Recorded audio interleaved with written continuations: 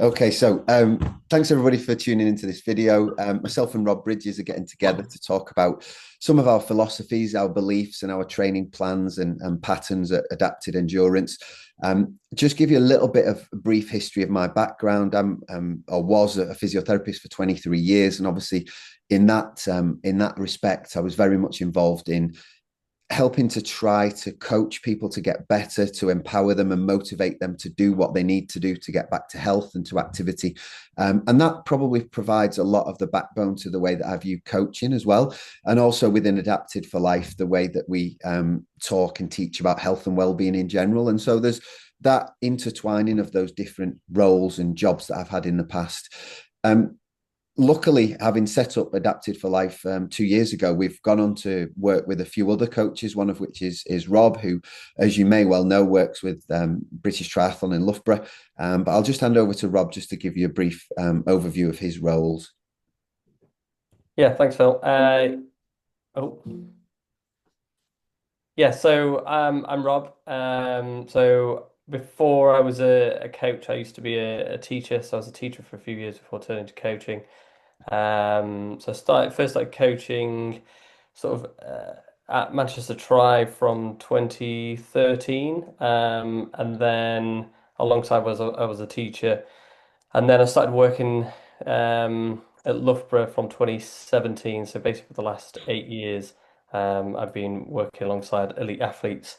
And also on the side of that, I've been doing various age group coaching. And then from basically a year ago, I then started working with Phil at Adapt to Try. Yeah, great. Thanks, Rob. And what's been really good, obviously, is to use your expertise from the elite sporting field and see what we can take from that to coach our age group clients. Because I think it's good to be able to know what the best of the best are doing and how they're structuring their weeks, and then, but also just temper that down and realize that most of our clients are generally our clients are not as young as them. They're not as solely training in the way that they do with ultimate focus just on triathlon. They've got other things, they're all working, they're reliant upon the family, perhaps the family are reliant upon them as well, and their job needs to be looked after. So they've got many different hats to wear within the week, but it's nice to be able to keep in contact with yourself and understand what the very best are doing. And we can obviously, and we have implemented a lot of those processes into adapted endurance. I think the background I just wanted to go through very briefly is the fact that, again, much of my philosophies and the way that we've set up adapted endurance within Adapted for Life is that we do want the very best training. We want training that's effective, but we also want people to enjoy the process. We want them to be consistent and we want them to improve. And we feel that the best way to do that is to try to treat them as individuals, but within a community. I think we definitely try to encourage community, whether that's within WhatsApp groups or training sessions or meetups and races and things like that.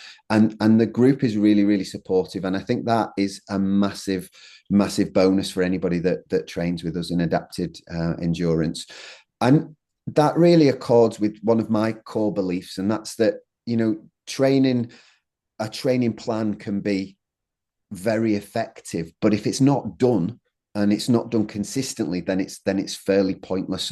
But the art of coaching, or what's often called the soft skills, the man management, the relationship building, how you mentor and how you motivate people and just how you look after people is incredibly important. And that's, again, what you are getting when you sign up for coaching rather than just purchasing a training plan. And I've got ultimate confidence in our training plans and the scientific rationale and the way we sort of reason what training we're putting in for people at whatever time of year it is and whatever their needs are as individuals. I've got ultimate faith in that. But I think what we also pride ourselves on is the fact that we do utilize both an individual and a community kind of approach to the best of our abilities, really.